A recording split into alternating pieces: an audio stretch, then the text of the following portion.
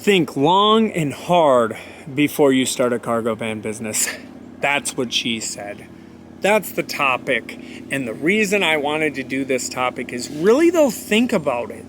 There are a lot of things to think about when starting a business. And, don't be impulsive like I've talked about in other videos, but really think about it, because there's a lot of factors that I think people don't consider. Sleeping in your van. There is local work too, which I'm looking at right now, but I loved sleeping in my van. I loved it. It was like camping. It is being away from the family 4 or 5 days out of the week. I didn't like that too much, because it wasn't that bad. And then when I was home, I was in the element. But I'm just saying it's not for everybody. Also, with everything falling on you, there's no oh, I want to pick up a couple more hours. No, you find the hours. You go and you find that work. You know what I'm saying? And but then once you get linked up and you got good brokers, you got good connections, and as your authority ages, that's what happened with me too. Is as I kept, getting more into it, getting more comfortable, getting more connections, and just learning the industry, then it gets better and better. But the reason I say thinking long and hard about it is because I see a lot of people who are like, oh, this sounds amazing, let me just do it, and then they just quit their job. They didn't do it. They didn't plan accordingly. They didn't have any savings. They just went for it. Didn't really think twice. But if, let's say you did go lease a van and you just kept going and going, and you didn't have a reason to be home, dude, I would live in my van. I would live in it year round if I didn't have 4 kids and a wife. That's what I'm saying. That's why I wanted to do a topic on this, was really, though, think about it. And that's why I tell people to do your research.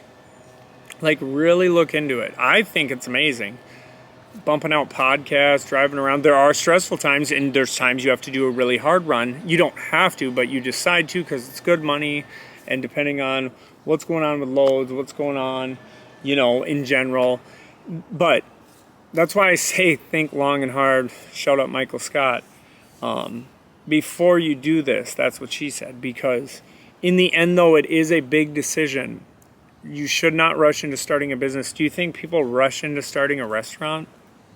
Do you think people rush into starting a hotel? I don't know. I'm just using examples. It's not something to rush. It's something to really think about and calculate and then make the decision. Me, I wouldn't trade it for anything in the world. I love the freedom. I love doing what I want. I know I've said this in other videos. I've had a week and a half off of work just because I wanted to. I was annoyed of how the gas was and the rates right now. And the freight industry ain't going nowhere. So that's why I wanted to talk about really just, and two, there's no rush. But I understand the rush when you want to get out of that daily grind of someone telling you what to do, and it's just you're just sick of it. But I really wanted people to really think about it, because I can tell when people aren't built for it. When they're like, oh man, I had to sleep in Indiana and it was 40 degrees out. I'm like, man, that's nothing to me. I slept in -16 3 nights in a row in North Dakota. That's how bad I like my freedom. And I slept in a nugget. Not a nugget. That's my kid's sleeping thing. Mummy sleeping bag. Link in the description. That thing kept me warm, and I had comforters.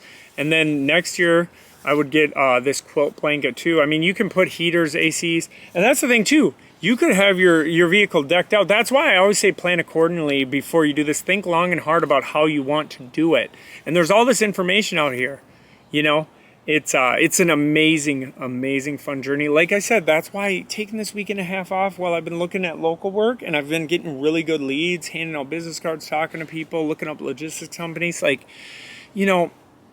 even went to the place where I bought my cargo van and talked to them, and they pointed me in some right directions because they know people that, will buy from them. They buy their van. That's what I'm saying. You have to get really... You really have to think before you get in this that you're going to make this freedom work no matter what. If that's what you want. If that's your goal.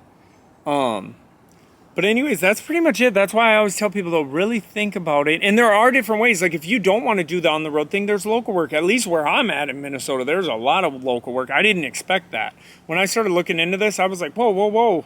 I did not know there was this much local work.